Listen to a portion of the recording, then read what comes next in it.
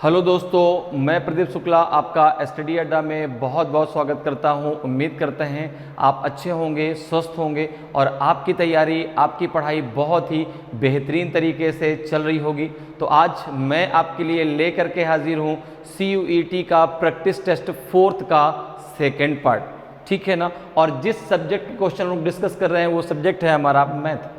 तो जो आपका CUET का एग्ज़ाम होने वाला है UG का, ठीक है ना, तो उसमें जो आपका सेक्शन 3rd आएगा उसमें आपके जो है मैथ, रीजनिंग और जनरल नॉलेज से क्वेश्चन पूछे जाएंगे। तीनों से मिला करके टोटल 75 क्वेश्चन होंगे। हर एक पार्ट से 25 क्वेश्चन लिए जाएंगे। टोटल आपके जो 75 क्वेश्चन उसमें से आपको 60 क्वेश्चन करने हैं 60 मिनट में। तो उसमें से आपके 25 क्वेश्चन मैथ के आएंगे और 25 क्वेश्चन रीजनिंग के, 25 क्वेश्चन जनरल नॉलेज के। 15 क्वेश्चन आप किसी भी सब्जेक्ट के लेफ्ट कर सकते हैं, ठीक है ना। वो आप पे डिपेंड करता है कि किस सब्जेक्ट के आपको लेफ्ट करना है।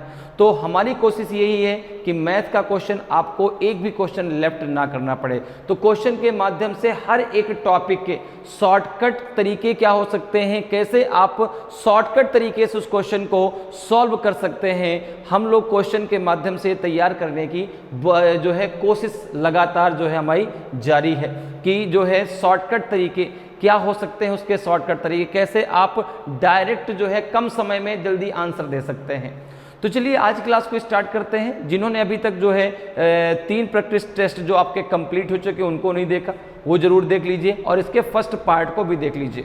टोटल दोनों एक प्रैक्टिस टेस्ट आपको 2 पार्ट में मिलता है। दोनों पार्टों को मिला करके आपके 25 से 26 क्वेश्चन आपको मिलते हैं, दोनों पार्ट को मिला करके, ठीक है ना। तो हर एक प्रैक्टिस टेस्ट आपको 2 पार्ट में मिलता है।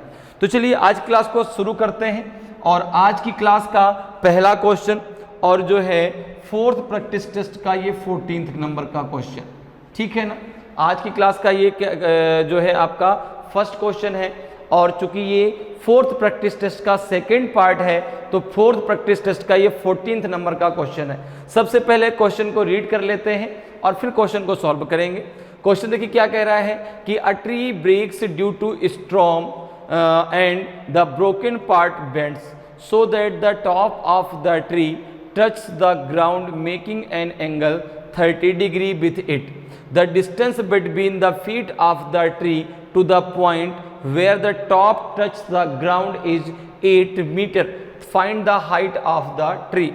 आंधी के कारण एक पेड़ टूट जाता है और टूटा हुआ भाग इस प्रकार झुक जाता है कि पेड़ का शीर्ष भूमि से 30 डिग्री का कोण बनाते हुए स्पर्श करता है। पेड़ के पैरों के बीच उस बिंदु तक की दूरी जहां शीर्ष जमीन को छूता है 8 मीटर है। पेड़ की ऊंचाई ज्ञात कीजिए। 8 मीटर है, 24 मीटर है कि 8√3 मीटर है कि 12 मीटर है। तो आपको जो क्वेश्चन है वो हिंदी और इंग्लिश दोनों लैंग्वेज में प्रोवाइड होता है, ठीक है ना। हिंदी में भी और इंग्लिश में भी, ताकि ना तो हिंदी मीडियम वालों को प्रॉब्लम हो ना ही इंग्लिश मीडियम वालों को प्रॉब्लम हो, ठीक है। अब देखिए जरा, ये क्वेश्चन आपका पूछा गया हाइट एंड डिस्टेंस से, ठीक है ना।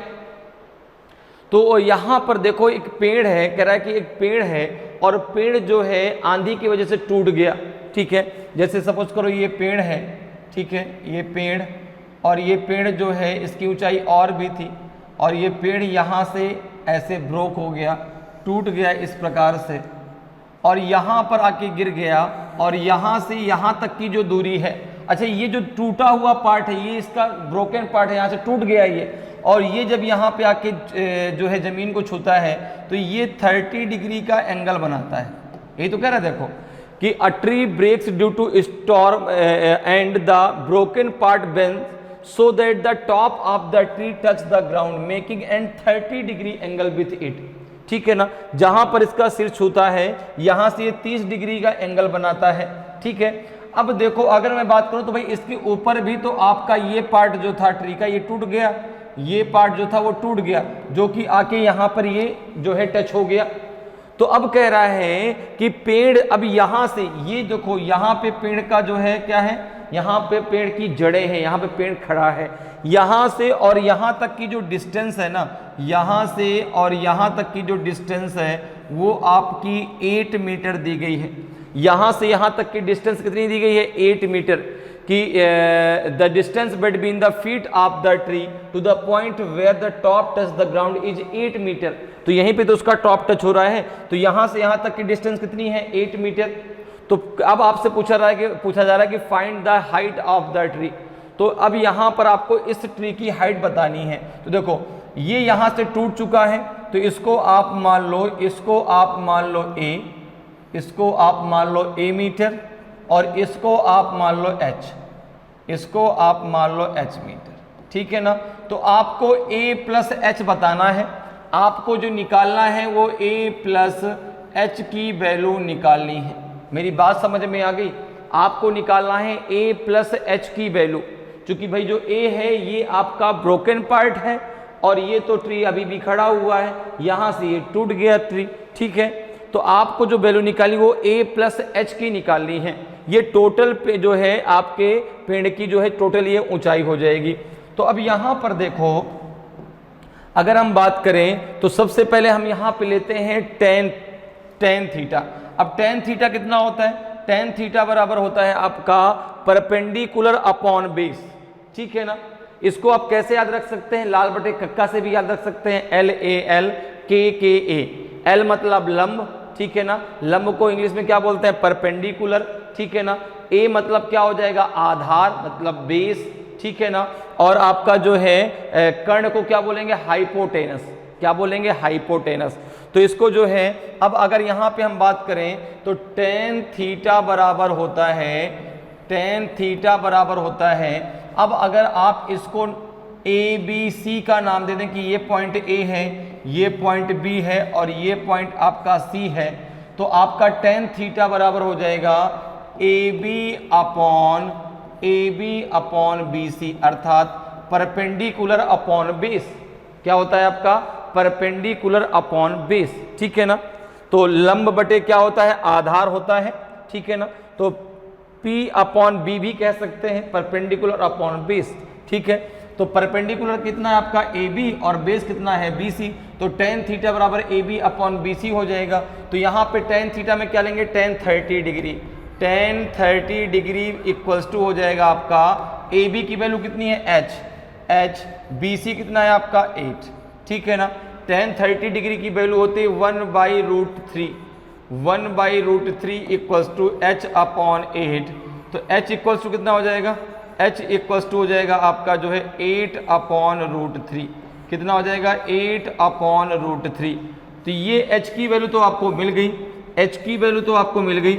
अब आपको अगर A की वैल्यू और मिल जाए तो आपका काम बन जाए, ठीक है ना। A की वैल्यू अगर और मिल जाए तो हमारा काम बन जाए। तो जरा आप देखो A की वैल्यू निकालो, कितनी आ जाएगी। तो अगर हम यहाँ पे A की बात करें तो देखो ये है आपका क्या है? ये हाइपोटेनस है और ये बेस है, ठीक है ना। तो साइन थीटा बराबर होता है आपका, साइन थीटा बराबर होता है आपका लंब बटे कर्ण, ठीक है ना। साइन थीटा बराबर क्या होता है? लंब बटे कर्ण, ठीक है ना। साइन थीटा बराबर क्या होता है आपका? लंब बटे कर्ण। ये कह सकते हैं परपेंडिकुलर अपॉन हाइपोटेनस। तो P अपॉन H, ठीक है ना। तो साइन थीटा बराबर हो जाएगा आपका AB अपॉन, ठीक है ना, AB अपॉन लंब बटे क्या होता है? कर्ण। AB अपॉन क्या हो जाएगा आपका? AC। या कह सकते हैं P अपॉन H, अर्थात परपेंडिकुलर अपॉन हाइपोटेनस, ठीक है ना। तो हो जाएगा AB अपॉन AC, ठीक है। AB की वैल्यू कितनी है? तो आपने कहा H है। AC की वैल्यू कितनी है? आपने माना A। अब देखो यहाँ पर अगर मैं बात करूँ तो यहाँ पे साइन थीटा मतलब कितना ले लेंगे? Sine 30 degree. तो यहाँ पे आप ले लेंगे sine 30 degree, sine 30 degree equals to हो जाएगा यहाँ पे H। अब H की वैल्यू कितनी है? तो आपने कहा 8 अपॉन √3 अपॉन हो जाएगा A, अपॉन हो जाएगा A। मेरी बात समझ में आ रही है भाई? यहाँ पर देखो H की वैल्यू निकाले 8 अपॉन √3, तो यहाँ पे हमने H की वैल्यू रख दी 8 अपॉन √3। साइन 30 का मान होता है 1/2, 1/2 इक्वल्स टू हो जाएगा 8 अपॉन √3 अपॉन A। तो A इक्वल्स टू कितना हो जाएगा? तो ये A इक्वल्स टू हो जाएगा आपका जो है कितना हो जाएगा? 8 2 जा 16, 16 अपॉन √3। कितना हो जाएगा? 16 अपॉन √3। ए की वैल्यू कितनी आ जाएगी आपकी 16/√3। आपको निकालना क्या है a प्लस एच, आपको निकालना है a प्लस एच, आपको निकालना है a प्लस एच। तो a की वैल्यू कितनी है 16/√3 और h की वैल्यू कितनी है 8/√3, कितनी है 8/√3, ठीक है ना। अब यहाँ पे अगर हम देखें तो कितना हो जाएगा आपका, ये हो जाएगा 24/√3। अब ये तो ऑप्शन में कहीं दिया नहीं गया 24/√3, तो फिर जो है डिनोमिनेटर का अर्थात हर का आप रेशनलाइजेशन कर दीजिए, परमेयीकरण कर दीजिए, ठीक है ना। जो डिनोमिनेटर है उसका आप रेशनलाइजेशन कर दीजिए। तो यहाँ पर देखो ऊपर भी आप √3 का मल्टीप्लाई कर दो, नीचे भी आप √3 का मल्टीप्लाई कर दो। तो यहाँ पे कितना हो जाएगा, ये हो जाएगा आपका 24√3 अपॉन हो जाएगा आपका 3। तो 3 8 जा 24, तो ये आपका आंसर आ जाएगा 8√3, 8√3 आपका आंसर हो जाएगा। तो ऑप्शन बी आपका सही आंसर हो जाएगा। तो a प्लस एच कितना आ जाएगा 8√3 आ जाएगा। क्लियर है, आंसर ये भी ठीक है 24/√3, लेकिन ये कहीं ऑप्शन में नहीं है, तो हमने क्या कर दिया डिनोमिनेटर का रेशनलाइजेशन कर दिया। तो यहाँ पे आ जाएगा आपका 8√3। तो पेड़ की ऊंचाई कितनी आ जाएगी आपकी 8√3 आ जाएगी। क्लियर है भाई, ये हाइट है जो आपका, ये टूटा हुआ पार्ट नहीं है और ये टूटा हुआ पार्ट है जो a है। तो a प्लस एच आपको निकालना था, तो आपका आ जाएगा 8√3। तो ऑप्शन जो है आपका बी बिल्कुल सही आंसर हो जाएगा। क्लियर। नेक्स्ट क्वेश्चन पे आते हैं। नेक्स्ट क्वेश्चन जरा देखिए भाई, क्वेश्चन नंबर 15 है। क्वेश्चन नंबर 15, सबसे पहले क्वेश्चन को रीड करना है, फिर क्वेश्चन को सॉल्व करना है, ठीक है। In the given figure, O is the center of the circle. Find कोण CBD। दी गई आकृति में O जो है केंद्र का, वृत्त का क्या है केंद्र है, तो कोण CBD ज्ञात कीजिए। आपको CBD की वैल्यू बतानी है, कितनी होगी 140 डिग्री हो जाएगी कि जो है 50 डिग्री होगी कि 40 डिग्री होगी कि 130 डिग्री होगी। तो यहाँ पे जो आपको दिया गया है वो दिया गया है, देखो यहाँ पे आपको दिया गया है कोण AOC इक्वल्स टू 100 डिग्री। कितना दिया गया है कोण AOC आपको दिया गया है 100 डिग्री। अब आपको ये चीज पता है, आपको ये चीज पता है कि angle at the centre, angle at the circumference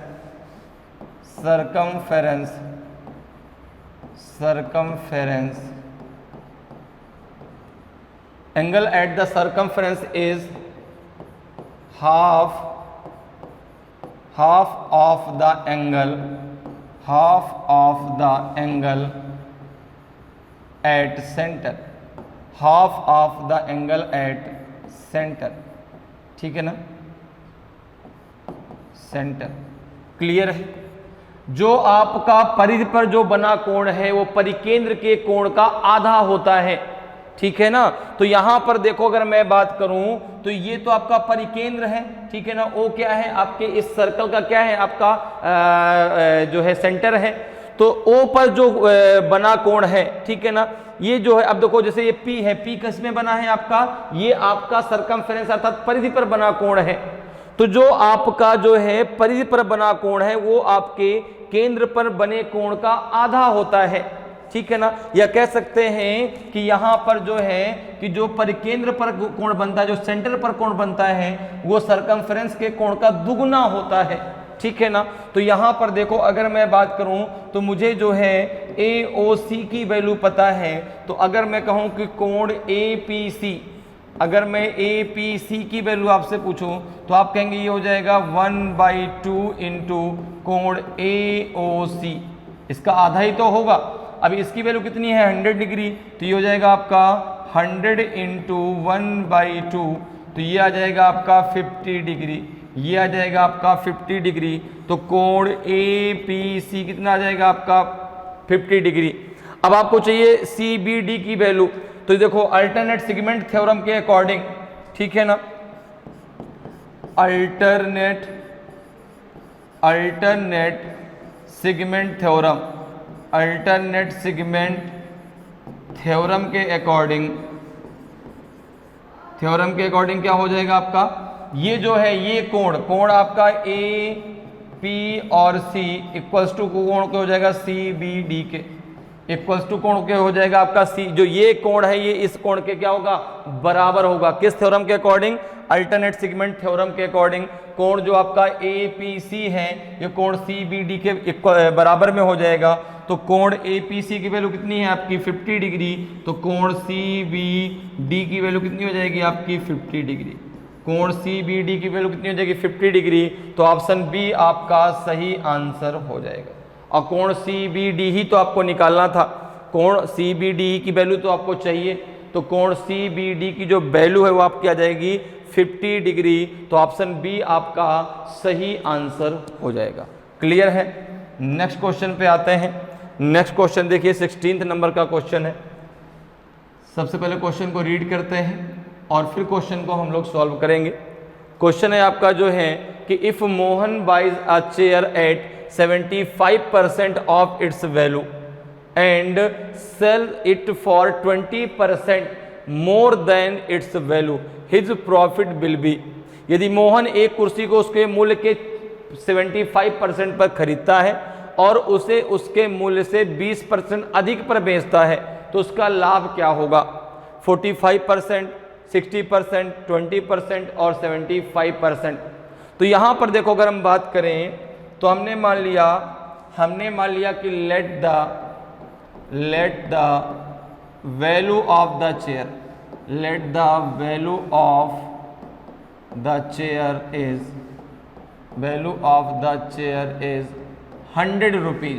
कितना आपने मान लिया 100 रुपीज, ठीक है ना, कितना मान लिया 100 रुपीज।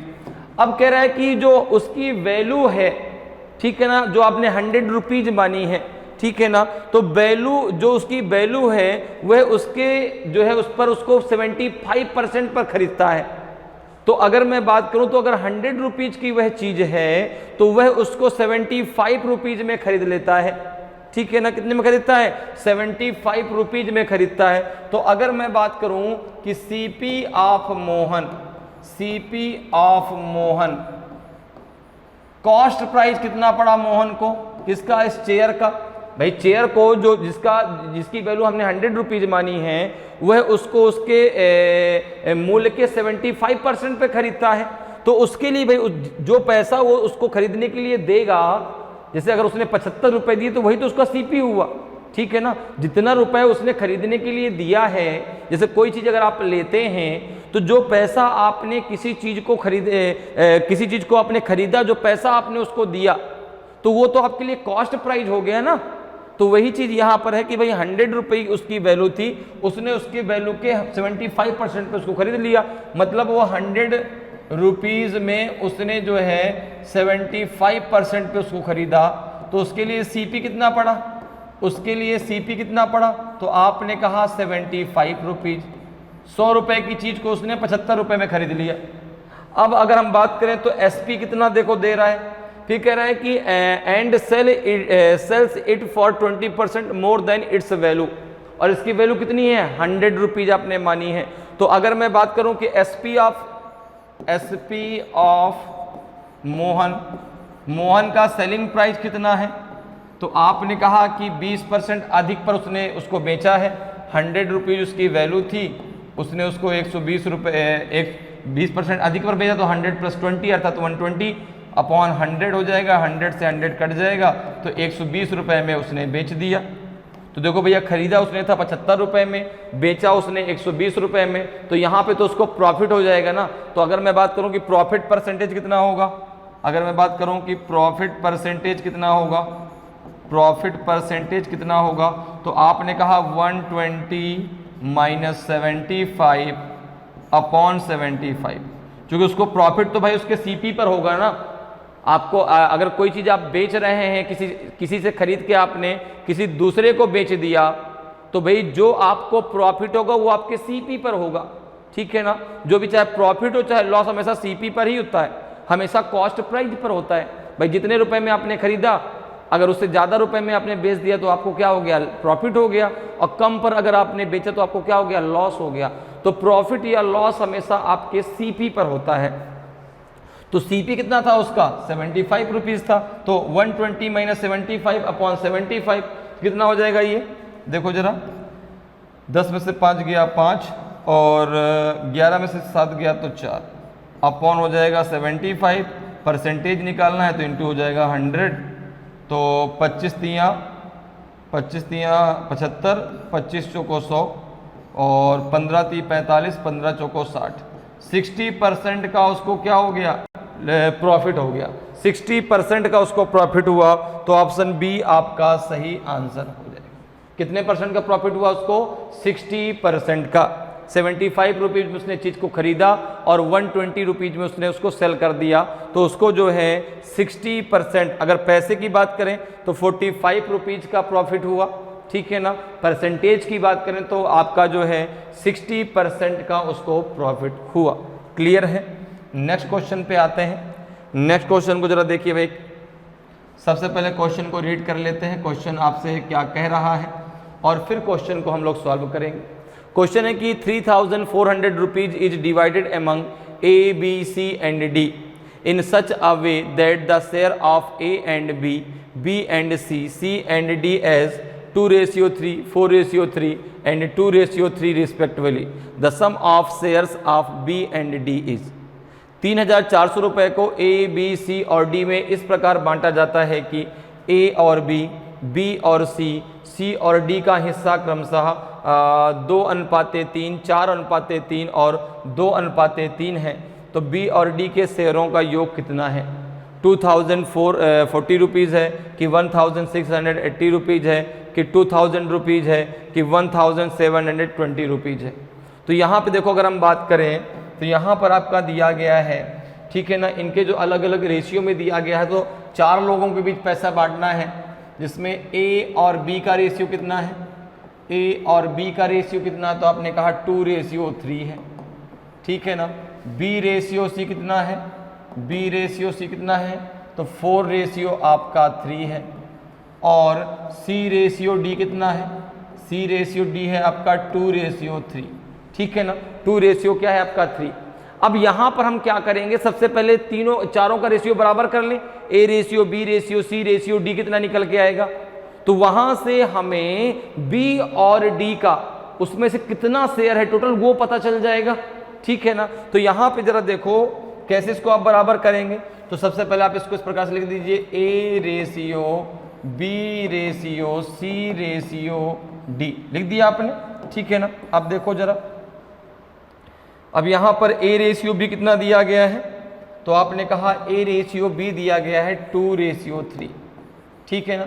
बी रेशियो सी कितना दिया गया 4, तो यहां देखो दोनों में बी कॉमन है ना, तो 4 कहाँ आएगा, ये आ जाएगा 3 के नीचे, और ये रेशियो में कितना आ जाएगा 3। अब यहाँ पे जरा देखें, सी दोनों में कॉमन है, तो यहाँ रेशियो कितना आ जाएगा आपका, यह जाएगा 2 आपका 3, 2 कितना आ जाएगा आपका 3। क्लियर है। अब देखो इसको कैसे आपको करना है, इसको कैसे करना है। इस ब्लैंक को कौन भरेगा, जो ब्लैंक स्पेस है ऊपर, ये दोनों जगह कौन भरेगा, जो ये ऊपर वाला नंबर है, तो 3 यहाँ भी आएगा, 3 यहाँ भी आएगा। इस ब्लैंक स्पेस को ये 3 भर देगा। इस प्रकार से इस ब्लैंक स्पेस को कौन भरेगा, ये 4 भर देगा। और ये नीचे के दोनों ब्लैंक स्पेस को कौन भरेगा, ये 2 भर देगा। ये इस ब्लैंक स्पेस को कौन भरेगा, ये 2 भर देगा। अब इन सब का आपस में मल्टीप्लाई कर दीजिए एक कॉलम में, जो आपका कॉलम बन गया, ये कॉलम पूरा कंप्लीट हो गया। अब जरा इनका मल्टीप्लाई कर दीजिए, देखिए कितना आ जाएगा, 4 2 8 2 16 आएगा।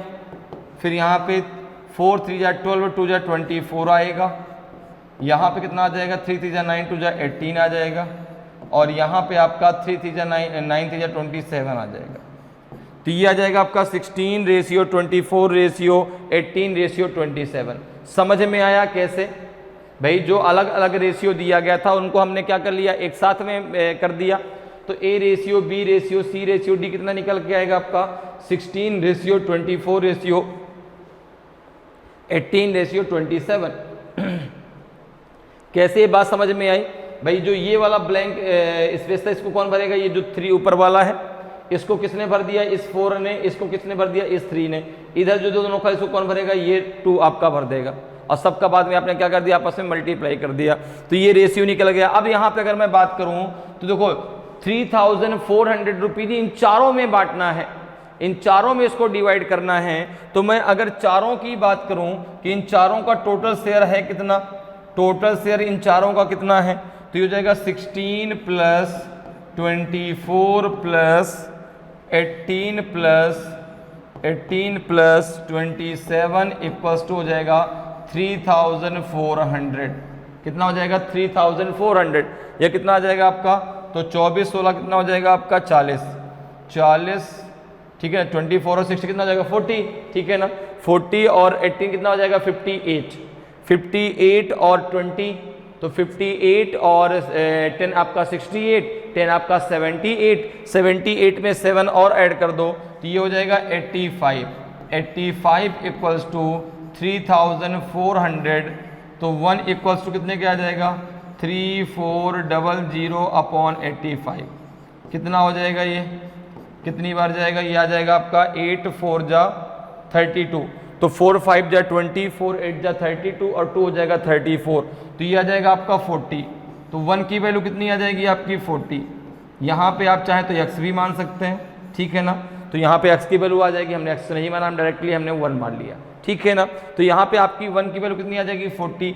अब अगर मैं बात करूँ तो b और c का शेयर कितना है, हमें बताना है कि b और c नहीं, b और d का टोटल शेयर कितना है, ठीक है ना, शेयरों का योग कितना है। तो आपने कहा अगर b की बात करें तो b का शेयर है 24 और d का शेयर है 27, ये कितना हो जाएगा 51। कितना हो जाएगा 51, और इनमें से एक को कितना मिलेगा 40, एक को कितना मिलेगा, एक को मिलेगा 40, तो 1 इक्वल्स टू आपका 40 है, तो कितना हो जाएगा आपका जो है ये इसका 40 मल्टीप्लाई कर दो कितना आ जाएगा, तो 0 4 1 जा 4 और 4 5 जा 20, 2040 रुपीज़ आपका हो जाएगा बी और डी का कुल मिला के जो टोटल योग आएगा उनके शेयर का हो जाएगा 2040। तो 2040 रुपये जो है बी और डी का मिला के टोटल शेयर होगा। अगर अलग अलग पूछेगा तो 40 का मल्टीप्लाई कर दो 60 में, 40 का मल्टीप्लाई कर दो 24 में, और 40 का मल्टीप्लाई कर दो 18 में, 40 का मल्टीप्लाई कर दो 27 में, सबका अलग अलग आ जाएगा। हमसे बी और डी का एक साथ पूछा गया था तो दोनों को हमने दोनों के शेयर को यहाँ से रेशियो में से ऐड कर लिया। यहाँ आपके 1 की वैल्यू कितनी है 40, उसको हमने इसमें मल्टीप्लाई कर दिया, तो आंसर आ जाएगा 2040। तो ऑप्शन ए आपका सही आंसर हो जाएगा। क्लियर है। नेक्स्ट क्वेश्चन पे आते हैं। नेक्स्ट क्वेश्चन देखिए आपका 18th नंबर क्वेश्चन है। 18th नंबर क्वेश्चन है। क्वेश्चन करा कि what is the value of cos 0 degree plus cos 1 degree plus dot dot dot dot plus cos 180 degree. 2 होगी, 1 होगी, 0 होगी कि -1 होगी।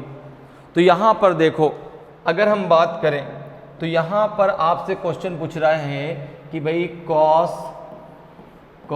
0 degree plus cos 1 degree plus cos 2 degree, ऐसे ही जब आगे आप बढ़ेंगे तो प्लस कॉस 178 डिग्री, ठीक है ना, प्लस कॉस 179 डिग्री और प्लस कॉस 180 डिग्री, ठीक है ना। क्लियर है। अब देखो एक चीज जरा ध्यान से समझो। आपको पता है कि भाई अगर हम करते हैं कॉस 180 डिग्री माइनस थीटा तो ये होता है आपका माइनस कॉस थीटा। ये कितना होता है आपका माइनस कॉस थीटा होता है। और कॉस 180 डिग्री की वैल्यू कितनी होती है, कॉस 180 डिग्री की वैल्यू कितनी होती है, तो कॉस 180 डिग्री की वैल्यू होती है -1। कितनी होती है -1।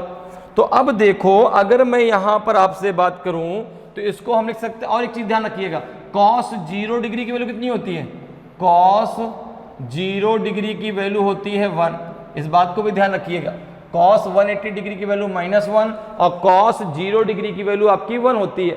अब देखो अगर मैं आपसे यहां पे कहूं तो यहां पे आप लिखेंगे cos 0 degree plus cos 1 degree plus cos 2 degree. अब देखो यहां पे मैं इधर क्या लिख सकता हूं, इसको प्लस कॉस 180 डिग्री -2 लिख सकता हूं इसको, ठीक है ना। इसको क्या लिख सकता हूं, प्लस का कॉस 180 डिग्री माइनस कितना आपका 1 और ये हो जाएगा प्लस कॉस 180 डिग्री। ठीक है ना। अब देखो अगर मैं अब देखो इसी प्रकार से इधर बीच में भी मैं लिखूंगा, ठीक है ना। अब अगर मैं आपसे यहां पर कहूं तो कॉस 0 डिग्री में कितना होता है 1 plus cos 1 degree plus cos 2 degree plus आपका ये आगे बढ़ेगा, यहाँ पे क्या आ जाएगा, ये माइनस का कॉस 2 डिग्री आ जाएगा। ठीक है ना। फिर यहाँ पे क्या आ जाएगा आपका माइनस का कॉस 1 डिग्री आएगा और कॉस 180 डिग्री आपका बच जाएगा। तो ये जो है जब आप सीरीज इसको पूरी कंप्लीटली इस प्रकार से सॉल्व करेंगे, देखो यहाँ पे 1 डिग्री से 2 आपका 2 से, इसी प्रकार 3 से 4 से क्या हो जाएगा माइनस हो जाएगा। तो यहां पर आपका बचेगा क्या, यहां पर आपका बचेगा 1 प्लस कॉस 180 डिग्री आपका बच जाएगा। ठीक है ना। तो इसको आप क्या लिखेंगे कॉस 1, अब देखो कॉस 180 डिग्री वैल्यू कितनी होती है माइनस का 1, तो ये 1 माइनस 1 आ जाएगा, तो ये आ जाएगा आपका 0। तो इसकी वैल्यू कितनी हो जाएगी आपकी 0 हो जाएगी। तो ऑप्शन सी आपका सही आंसर हो जाएगा। क्लियर है। तो इसकी वैल्यू कितनी हो जाएगी आपकी 0 होगी। तो ऑप्शन सी आपका सही आंसर होगा। क्लियर हुआ, समझ में आया कैसे भाई। कॉस 180 डिग्री माइनस थीटा बराबर होता है माइनस कॉस थीटा। तो आप भाई कॉस 178 डिग्री को आप लिख सकते हैं ना कॉस 180 माइनस 2 डिग्री, तो यहाँ पे क्या हो जाएगा माइनस 2 डिग्री हो जाएगा। अब जैसे यहाँ पे देखो प्लस का कॉस 2 डिग्री है, यहाँ माइनस का कॉस 2 डिग्री, तो ये इस दोनों कैंसिल हो जाएंगे, 1 से कैंसिल हो जाएगा, 3 से कैंसिल हो जाएगा। ये प्रोसेस आपकी लगातार चलती रहेगी। तो ये बीच की सारी वैल्यू खत्म हो जाएंगी। इधर क्या बचा आपका 1, लास्ट उधर क्या बचा आपका 180 डिग्री। तो कॉस 180 डिग्री वैल्यू कितनी होती है माइनस के 1 होती है। तो 1 माइनस 1 कितना आ जाएगा आपका 0। तो ऑप्शन जो है आपका सी बिल्कुल सही आंसर हो जाएगा। क्लियर है। अगले क्वेश्चन पर आते हैं। अगला क्वेश्चन जरा देखिए भाई क्या है। क्वेश्चन नंबर 19 है आपका। सबसे पहले क्वेश्चन को रीड कर लेते हैं, क्वेश्चन आपसे क्या पूछ रहा है और फिर क्वेश्चन को सॉल्व करते हैं। ठीक है। देखिए क्वेश्चन क्या है कि the principal which will amount to 270 rupees 40 पैसे in 2 years at the rate of 4% per annum compound interest is. मूलधन जो 2 साल में 4% प्रति वर्ष चक्रवृद्धि ब्याज की दर से 270 रुपये 40 पैसे हो जाएगा। आपको यहाँ पे क्या होता है ना, वो मूलधन कितना है, वो प्रिंसिपल कितना है। यहाँ पे आपको कंपाउंड अमाउंट दिया गया है। क्या दिया गया है यहाँ पे आपको कंपाउंड अमाउंट दिया गया है। कंपाउंड अमाउंट दिया गया है। ठीक है ना। क्या दिया गया है कंपाउंड अमाउंट दिया गया है आपको 270 रुपीज 40 पैसे। ठीक है ना। अब जो है कंपाउंड अमाउंट बराबर क्या होता है, ए बराबर क्या होता है P into 1 plus R upon 100 के पावर टी। ठीक है ना। तो यहां पर देखो अगर हम बात करें तो हमें प्रिंसिपल P क्या हो गया प्रिंसिपल हमें फाइंड करना है। रेट ऑफ इंटरेस्ट कितना दिया गया है 4%। टाइम कितना दिया गया है T बराबर दिया गया आपका 2 ईयर।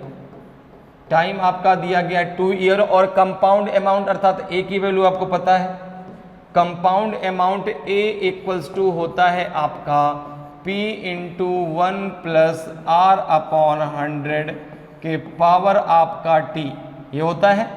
अब यहाँ पे अगर हम बात करें तो ए की वैल्यू कितनी है, तो आपने कहा ए की वैल्यू है 270 रुपीज 40 पैसे। P हमें फाइंड करना है। 1 प्लस आर कितना है आपका 4 अपॉन 100 के पावर हो जाएगा आपका 2। तो 4 1 जा 4, 25 4 जा 100, तो ये हो जाएगा आपका 270। अब इसका अगर हम डेसिमल हटाते हैं तो अपॉन में 10 आ जाएगा। इक्वल्स टू कितना हो जाएगा आपका P, और ये कितना हो जाएगा आपका, ये हो जाएगा आपका 26 अपॉन हो जाएगा 25 के पावर हो जाएगा आपका 2। क्लियर है। 25 1 जा 25 और 1 हो जाएगा 26, तो 26 अपॉन 25 आ जाएगा। तो ये हो जाएगा आपका 2704 upon 10 equals to P into ये हो जाएगा आपका 26 का स्क्वायर होता है 676 अपॉन 625। यहाँ तक बात क्लियर है।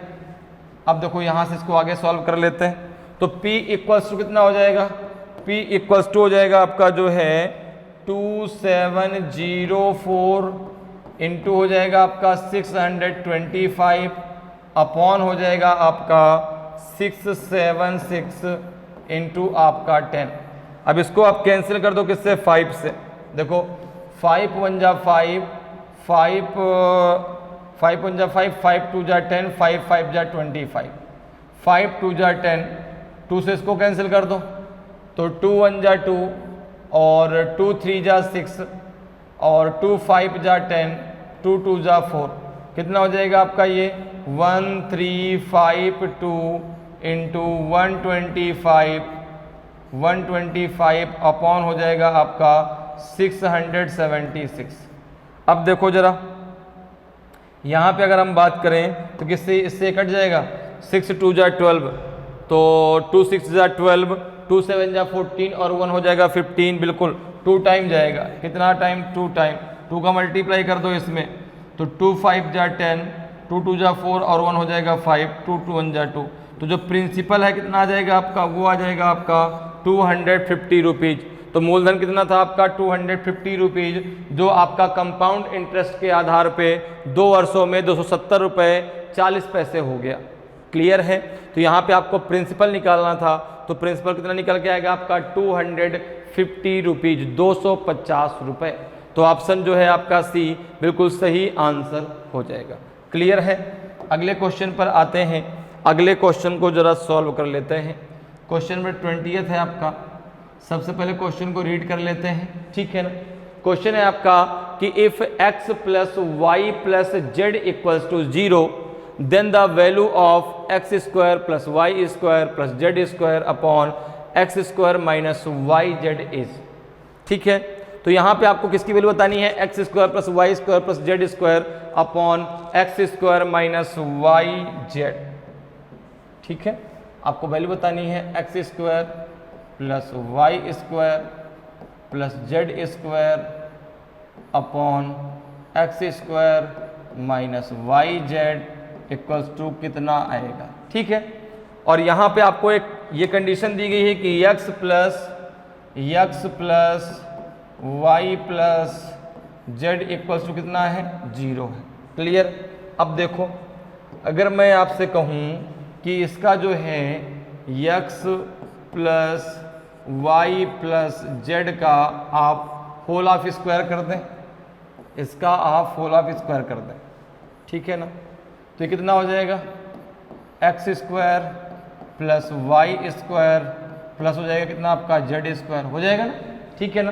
Plus 2 into x y plus y z plus यहाँ पे हो जाएगा आपका एक्स जेड। ठीक है। अब देखो अगर मैं यहाँ पर मुझे चाहिए जो है यहाँ पर इसकी वैल्यू, तो अगर मैं आपसे कहूँ कि यहाँ पर मैंने किया x square plus Y square plus Z square upon ये हो जाएगा x square minus Y Z equals to आपका जो है हो गया x plus Y plus Z का whole of square minus 2 two x y plus y z plus x z. ठीक है ना। ठीक है। अपॉन कर दो इसके आप x square minus Y z. भाई इनके दोनों तरफ इसका मैंने मल्टीप्लाई कर दिया, इससे दोनों कट जाएंगे तो लिखा तो यही ऊपर, लिखा तो यहाँ पर यही है जो यहाँ पर लिखा हुआ है। अब देखो अगर यहाँ पर हम बात करें, यहाँ पर अगर हम बात करें तो यहाँ पर देखो अगर आपको जो है इसकी वैल्यू तो आपको चाहिए, ये वैल्यू क्या है x plus Y plus z की वैल्यू कितनी है 0, तो ये तो आपका 0 हो जाएगा, ये आपका 0 हो जाएगा माइनस का 2। अब यहाँ पर आपने जो है अगर y आप कॉमन ले लेते हैं, अगर y आप कॉमन ले लेते हैं तो यहाँ पर देखो जो है अगर y नहीं, अगर यहाँ पे आप इन दोनों में x कॉमन ले लें, अगर यहाँ पे x कॉमन ले लें तो ये y प्लस जेड बचेगा, ये क्या बचेगा y प्लस जेड। यहाँ से और यहाँ से आपने x को कॉमन ले लिया तो क्या बचा y प्लस जेड बचा। क्लियर है। और ये कितना हो जाएगा आपका, ये हो जाएगा प्लस का वाई जेड अपॉन हो जाएगा आपका अपॉन हो जाएगा x square minus Y Z, ठीक है ना, और ये इसके बराबर में होगा। अब देखो जरा, अब यहां पर देखो, अगर मैं बात आपसे करूं तो यहां पे मैं कह सकता हूं कि y plus Z equals to हो जाएगा माइनस एक्स हो जाएगा। तो यहां पे y प्लस जेड की जगह माइनस एक्स आप रख दीजिए, कितना हो जाएगा ये हो जाएगा आपका जो है कितना हो जाएगा जी, ये हटा दो तो ये हो जाएगा माइनस का 2, जीरो तो हट जाएगा ना, ये कितना बचेगा आपका, ये हो जाएगा। अब देखो जब माइनस का x यहाँ पे रखेंगे तो ये माइनस का एक्स स्क्वायर हो जाएगा, अब प्लस का वाई जेड हो जाएगा, अपॉन हो जाएगा आपका x square minus Y z. यहाँ तक बात क्लियर है भाई। y प्लस जेड की जगह हमने क्या रख दिया, माइनस एक्स, तो माइनस एक्स जब हमने रख दिया तो यहाँ पर जो है x और s का मल्टीप्लाई कितना हो जाएगा, माइनस एक्स स्क्वायर। अब इस माइनस का मल्टीप्लाई अंदर कर दो, इस माइनस का मल्टीप्लाई जब आप अंदर करेंगे तो ये हो जाएगा आपका 2 इंटू क्या हो जाएगा आपका x square minus Y z upon x square minus Y z. ये दोनों आपस में कैंसिल हो जाएंगे, कितना बचेगा आपका 2, कितना बचेगा 2। तो x square plus Y square plus Z square upon x square minus Y z की वैल्यू कितनी हो जाएगी, 2 हो जाएगी। तो ऑप्शन डी आपका सही आंसर हो जाएगा। क्या हो जाएगा, ऑप्शन डी आपका सही आंसर हो जाएगा। क्लियर है, समझ में बात आई। भाई आपको दिया गया था x plus Y plus Z का इक्वल्स टू 0, आपने इसका स्क्वायर कर दिया तो इसका स्क्वायर कितना होता है, x square plus Y square plus Z square plus 2xy plus 2yz plus 2xz, ठीक है ना। 2 आपने बाहर ले लिया तो यहाँ अंदर ये बचेगा। इसके बाद यहाँ से आपने यहाँ से और यहाँ से क्या कर लिया, x कॉमन ले लिया, इसको इधर लेके चले आए, ठीक है ना। और इसकी वैल्यू कितनी है आपकी 0 है, तो ये इसकी वैल्यू कितनी हो जाएगी, 0 हो जाएगी। ये इधर जाएगा तो माइनस का हो जाएगा। यहाँ से जब आप x कॉमन ले लेंगे तो यहाँ क्या बचेगा, y प्लस जेड बचेगा। y प्लस जेड की वैल्यू कितनी है, माइनस का x है। क्लियर है, तो इसकी वैल्यू कितनी आ जाएगी आपकी 2 आ जाएगी। तो ऑप्शन डी आपका सही आंसर हो जाएगा। अगले क्वेश्चन पर आते हैं।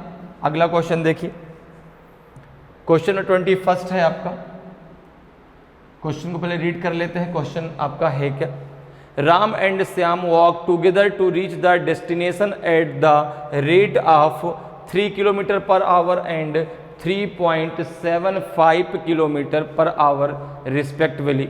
If Ram arrives half an hour before Shyam, then what is the distance in kilometer? Ram और श्याम क्रमशः 3 किलोमीटर प्रति घंटा और 3.75 किलोमीटर प्रति घंटे की गति से गंतव्य तक पहुंचने के लिए एक साथ चलते हैं। यदि राम श्याम से आधे घंटे पहले पहुंच जाता है तो दूरी क्या है, किलोमीटर में दूरी क्या है बताना है आपको। पहुंच जाता है, ठीक है ना। 2.5 किलोमीटर 15 की 7.5 किलो आप दीजिए। देखो जरा, स्पीड बराबर क्या होता है, s बराबर होता है आपका d अपॉन टी। s मतलब हो गया आपका स्पीड और d मतलब हो गया डिस्टेंस, t मतलब हो गया टाइम। तो मैं अगर बात करूं t बराबर क्या हो सकता है, d upon s, distance upon speed. Distance बराबर क्या हो जाएगा, स्पीड इनटू टाइम। तो यहां पर देखो, एक चल रहा है 3 किलोमीटर पर आवर की स्पीड से और एक चल रहा है 3.75 किलोमीटर पर आवर की स्पीड से। और जब पहुंचने की बारी आती है तो राम श्याम से आधे घंटे, राम जो है श्याम से आधे घंटे पहले पहुंच जाता है। टाइम में डिफरेंस कितना है आपका, आधे घंटे का। तो यहां पे अगर हम बात करें तो हमने मान लिया कि let the distance is, let the distance is a kilometre. कितनी मान ली, 1 किलोमीटर, ठीक है ना। तो टाइम का डिफरेंस कितने का है, आधे घंटे का। तो अगर हम बात करें अकॉर्डिंग टू क्वेश्चन, अगर हम बात करें अकॉर्डिंग टू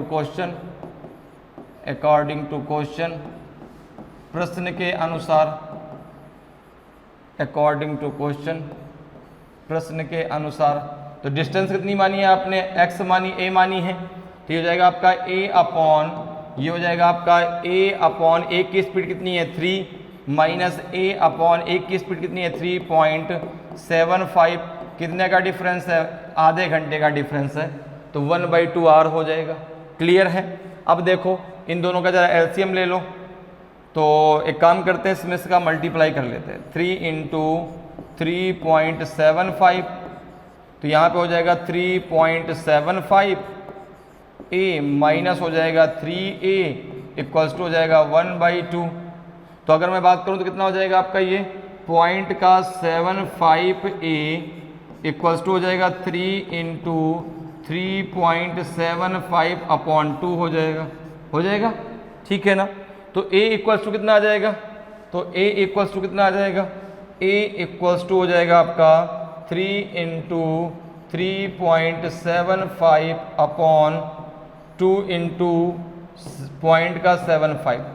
तो ये डेसिमल यहाँ से और यहाँ से हटा दो, क्योंकि भाई यहाँ भी डेसिमल का 2 आपके नंबर हैं, 2 अंक हैं, यहाँ भी डेसिमल का 2 अंक हैं। तो डेसिमल यहाँ से और आपका यहाँ से क्या हो जाएगा, कैंसिल हो जाएगा ठीक है ना। तो ये 375 बचेगा। अब देखो यहाँ पे अगर हम बात करें तो कितना जाएगा, ये 7 5 जा 35, तो 5 5 जाए 5 टाइम कट जाएगा, कितना 5 टाइम। तो ये हो जाएगा आपका a इक्वल्स टू 5 3 जा 15/2, 15/2 का मतलब हो गया 7.5 किलोमीटर।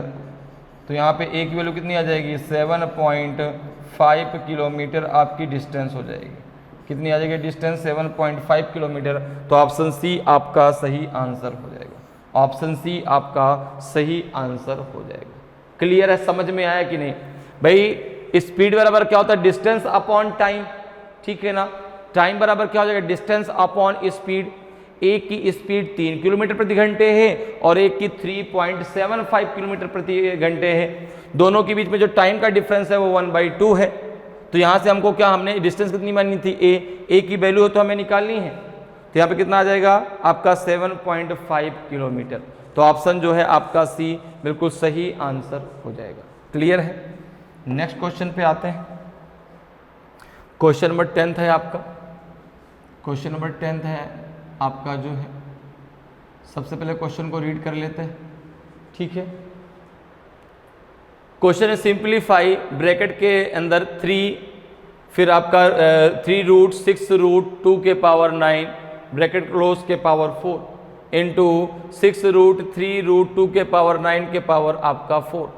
इसकी वैल्यू क्या होगी, 2⁻15 होगी कि 2⁻10 होगी कि 2⁻12 होगी कि 2 आपकी 16 होगी। तो देखिए भाई इसको जो है कैसे हम सॉल्व करेंगे। यहाँ पर देखो भाई, तो ये दिया गया है आपका जो है कि रूट के अंदर, यहाँ पे दिया गया है रूट के अंदर 2⁻9, रूट के अंदर 2⁻9 ठीक है ना। फिर यहाँ पे है 6, फिर है आपका जो है रूट के अंदर 3 है यहाँ पे, और इसके पावर में है आपका 4। फिर यहाँ पे है मल्टीप्लाई, फिर यहाँ पे दिया गया है रूट 2⁻9, फिर यहाँ पे है आपका 6, फिर है रूट 3 और इसके पावर में है आपका 4। इसकी वैल्यू क्या होगी आपको बतानी है। तो यहाँ पे अगर हम देखें तो इसको आप क्या लिख सकते हैं, इसको आप लिख सकते हैं 2 के पावर 9 के पावर 1/6 रूट में आपका 3 के पावर आपका 4 ठीक है ना। इसी प्रकार से यहाँ पे क्या हो जाएगा, यहाँ पे क्या हो जाएगा, यहाँ पे हो जाएगा आपका ये 4 ठीक है। यहाँ पे कितना आपका 4, यहाँ पे हो जाएगा आपका कितना हो जाएगा 2 के पावर ठीक है ना, क्या हो जाएगा 2 के पावर 9, 2 के पावर 9 के पावर 1/3, फिर रूट में आपका आ जाएगा यहाँ पे 6 के पावर हो जाएगा आपका 4 ठीक है। बात समझ में आ रही। जैसे मान लो अगर रूट 2 होता तो इसको हम क्या लिख सकते हैं, 2 के पावर 1/2 लिख सकते हैं। जैसे रूट 2 है तो इसको आप क्या लिख सकते हैं, 2 के पावर 1/2। तो यहाँ पे रूट 6 है तो क्या हो जाएगा 2 के पावर 9 के पावर 1/6। यहाँ पे रूट 3 है तो क्या हो जाएगा 2 के पावर 9 के पावर 1/3।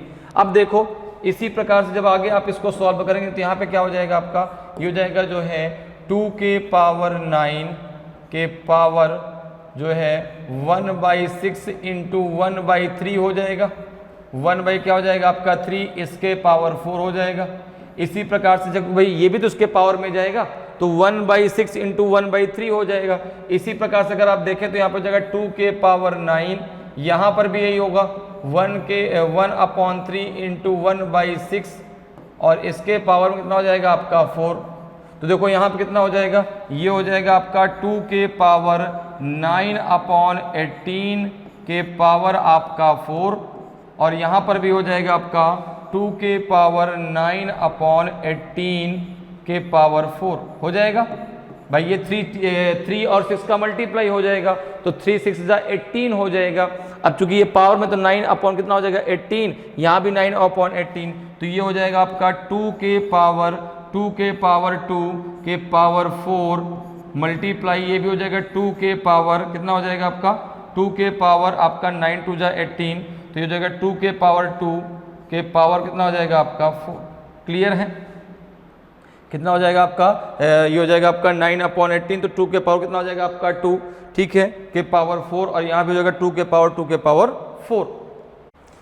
क्लियर है, तो ये आगे कितना हो जाएगा, ये आपका हो जाएगा फिर देखो 2 के पावर हो जाएगा ये आपका 8 इंटू 2 के पावर हो जाएगा ये भी 8। जब आपका जो है बेस बराबर होता है तो गुणे में घातें क्या हो जाती हैं, आपस में जुड़ जाती हैं, तो ये जाएगा 2 के पावर आपका 16, कितना हो जाएगा 2 के पावर 16, तो ऑप्शन डी आपका सही आंसर हो जाएगा। कितना हो जाएगा आपका 2 के पावर 16, ठीक है ना भाई। 2 के पावर 9 है, ये कितना हो जाएगा 1/18, तो ये कितना हो जाएगा आपका 1 ये हो जाएगा 9 2 18। एक मिनट जरा रुकिएगा, ये कितना हो जाएगा आपका, ये हो जाएगा आपका 2 के पावर 2, तो 9 2 18 1/2 आएगा ना, तो हो जाएगा 2 के पावर 1/2। एक मिनट जरा रुकना, यहाँ पे ये चीज़ गलत कर दिया, यहाँ पे ये चीज़ गलत है, एक मिनट जरा रुक जाइए भाई। यहाँ पे जरा देखो, यहाँ पर जब ये दिया है तो कितना हो जाएगा आपका 2 के पावर 1/2 के पावर आपका 4, और ये कितना हो जाएगा आपका 2 के पावर 1/2 के पावर हो जाएगा आपका 4, यही तो होगा।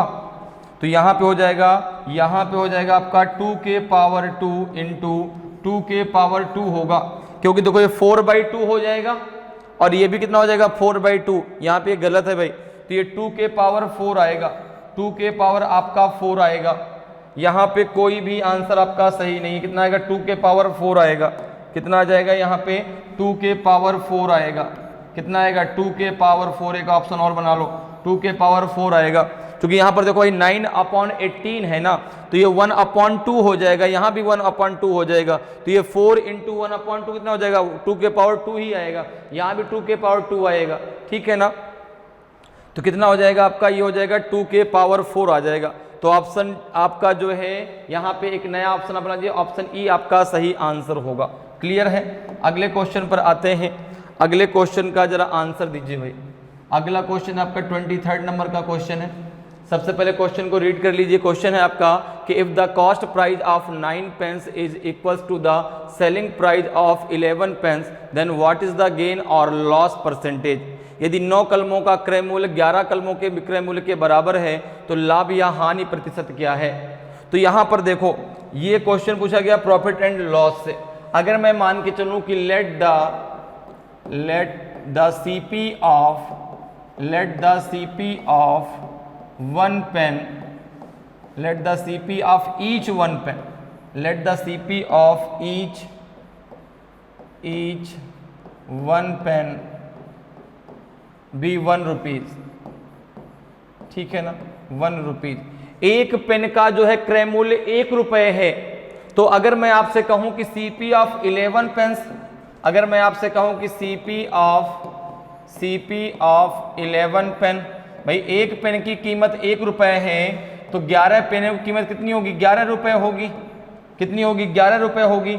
अब यहाँ पे कहा जा रहा है कि SP of 11 pen equals to CP of 9 pen, CP of 9 pen, ठीक है ना। तो भाई अगर उसको 11 रुपये कमाने हैं, 1 रुपये का उसने एक पेन खरीदा है, तो 11 पेन की कीमत 11 रुपये है, ठीक है ना। तो अगर उसको 11 रुपये कमाने हैं तो भाई एक पेन अब यहाँ पे कह रहा है कि 11 पेन जो है उसको जब वो 9 पेन बेचता है, ठीक है ना, सॉरी, जब वो 11 पेन बेचता है तब उसको 9 पेन की जो है कीमत मिल पाती है, ठीक है भाई। 11 पेन का जो सेलिंग प्राइस है वो 9 पेन के कॉस्ट प्राइस के बराबर है, अर्थात जब 11 पेन वो बेचता है तब उसको 9 पेन की कॉस्ट प्राइस मिलती है। तो 2 रुपए का उसको घाटा हो गया ना, 2 रुपए का उसको घाटा हो गया, ठीक है ना, क्योंकि उसको 2 पेन ज्यादा देने पड़ रहे हैं, तो 2 रुपए का उसको क्या हो गया, लॉस हो गया, ठीक है ना। कितने का लॉस हो गया, उसको लॉस हो गया कितने रुपए का, 2 रुपए का। उसको लॉस कितने रुपए का हो गया, 2 रुपए का।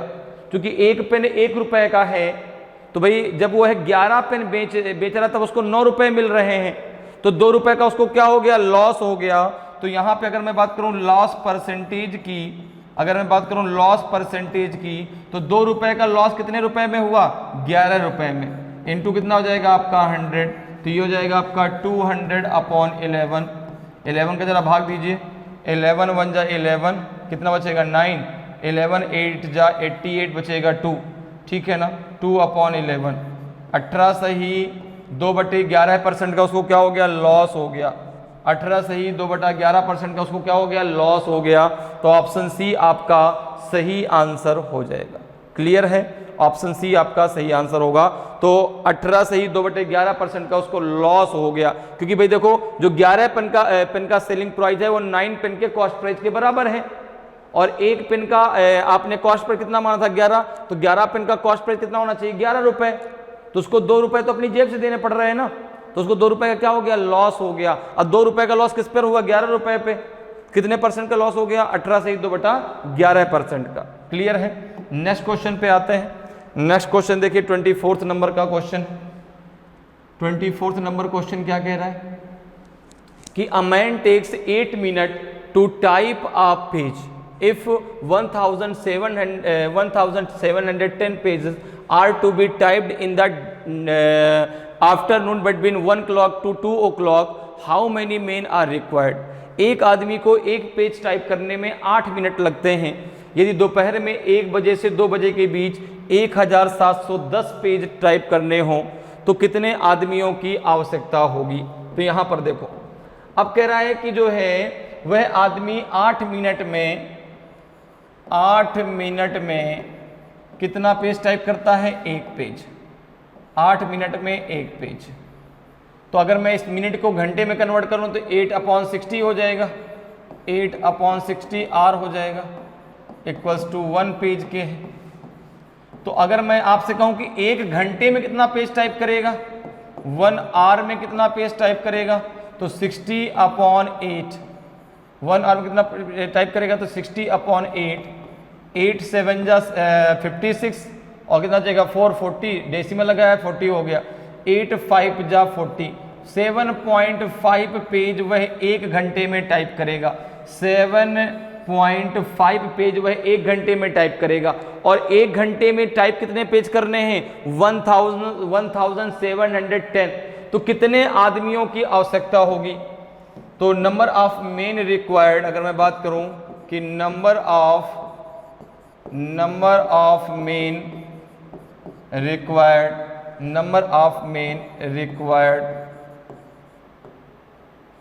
रिक्वायर्ड कितना हो जाएगा, टोटल पेज कितने हैं, तो आपने कहा टोटल पेज है 1710 अपॉन 1 घंटे कितना पेज टाइप करता है एक व्यक्ति, 7.5। इसका जरा इसमें भाग दे तो आंसर आ जाएगा। तो जब आप भाग देंगे तो 1710 में 1 0 और बढ़ा दो, चूंकि डेसिमल नीचे घटा दिया, 75 हो गया। 75 से भाग दो तो 7 2 जा 14, 7 3 ज़्यादा हो जाएगा, तो 7 2 जा 14, तो ये कितना हो जाएगा 150, ठीक है ना। तो ये कितना आ जाएगा आपका 120। 7 3 जा 21, ठीक है ना। तो फिर से 2 टाइम जाएगा, फिर से आपका 150 आ जाएगा। 0 11 में से 5 गया कितना आपका 6, फिर यहाँ पे 0 ले लो। 7 8 जा 56, तो यह जगह पूरा का पूरा कैंसिल हो जाएगा। तो यहाँ पे जब इसको भाग देंगे कितना आ जाएगा आपका 228 आएगा। जब आप भाग देंगे कितना आ जाएगा आपका, ये आ जाएगा 228 में आदमियों की उसको ज़रूरत होगी। कितने आदमी की ज़रूरत होगी, 228। तो ऑप्शन डी आपका सही आंसर हो जाएगा, ठीक है ना। 228 उसको जो है आदमी चाहिए ताकि वह 1 घंटे में 1710 पेज टाइप कर सके। क्लियर है। अगले क्वेश्चन पर आते हैं। अगले क्वेश्चन का जरा आंसर दीजिए भाई, क्या होगा। 25 नंबर का क्वेश्चन है, आज की क्लास का ये लास्ट क्वेश्चन है, ठीक है। क्वेश्चन है आपका कि if the sum of two numbers is 42 and their product is 437 then find the absolute difference between the numbers. यदि दो संख्याओं का योग 42 है और उनके बीच का गुणनफल आपका 437 है तो संख्याओं के बीच पूर्ण अंतर ज्ञात कीजिए। कितना होगा? 6 होगा, 4 होगा, 9 होगा कि 3 होगा? देखो जरा, मान लिया कि let the two numbers is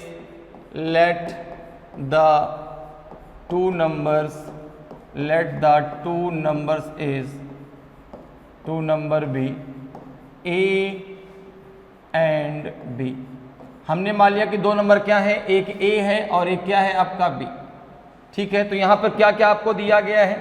आपको दिया गया है कि a plus b equals to 42 और a into b equals to 437।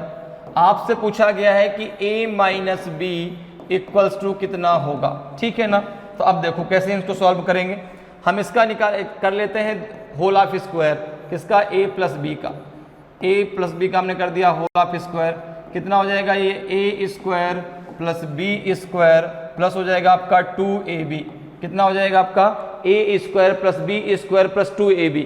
अब इसको हमें बनाना है a माइनस बी का होल ऑफ स्क्वायर। तो हमने काम किया, इसमें एक माइनस का 2ab कर दिया और एक प्लस का 2ab कर दिया। तो देखो, जब एक माइनस का कर दिया एक प्लस, तो दोनों कट जाएंगे तो वैल्यू तो यही रहेगी, लेकिन यहां से हमारा काम बन जाएगा। यह जगह a माइनस बी का होल ऑफ स्क्वायर। भाई a माइनस बी का होल ऑफ स्क्वायर कितना होता है? a square plus b square minus 2ab और ये हो जाएगा आपका प्लस का 4ab। अब देखो यहाँ पे a प्लस बी की वैल्यू कितनी है आपकी? 42। तो ये हो जाएगा 42 का होल ऑफ स्क्वायर। क्लियर है?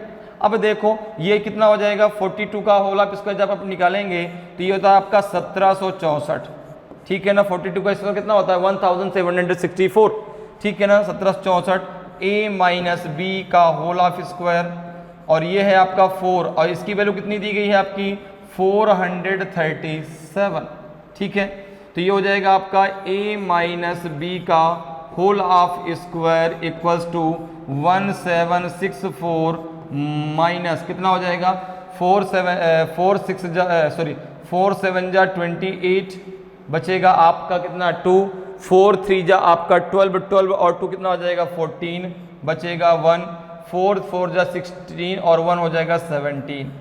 तो इसको जब इसमें से माइनस करेंगे कितना आ जाएगा आपका? ये आ जाएगा 16। तो a माइनस बी का होल ऑफ स्क्वायर कितना आ जाएगा? 16।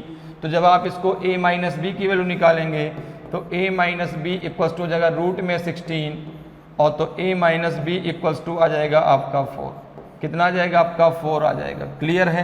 तो a minus B equals to आपका 4। अगर दोनों संख्याएं पूछता तो a प्लस बी की वैल्यू आपको पता है, a माइनस बी की वैल्यू पता है, आप संख्याएं भी दोनों निकाल सकते हैं। लेकिन हमसे केवल क्या पूछा गया था? डिफरेंस।